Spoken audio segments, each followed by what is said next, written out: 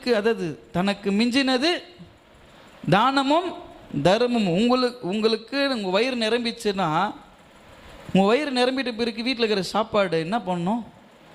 வேறு யாருக்காவது கொடுக்கணும். அப்படியே ஃப்ரிட்ஜிலே வச்சுட்டு ஒரு 4 நாள் 5 நாள் வச்சு சாப்பிடக்கூடாது.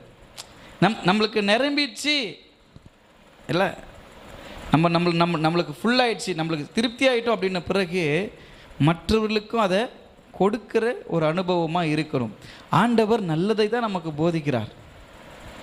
இங்கே நம்ம சேர்த்து வச்சோம் அப்படின்னா, திருடர்கள் கண்ணமிட்டு திருடுவார்கள், சேர்த்து வைக்கிற பொருட்களும் பூச்சியும் பொட்டும் அரிச்சிடும். அதுதான் சொல்லுவாங்க, இதெல்லாம் சேர்த்து வச்சு என்ன பிரயோஜனம், புண்ணியத்தை சேர்த்து வைக்காமல் போயிட்டாங்களே உங்கள் வீட்டில். ஆமாவா இல்லையா? பணத்தை பொருளை இடத்த சேர்த்து வைக்கிறத தாண்டி புண்ணியத்தை சேர்க்கணும்.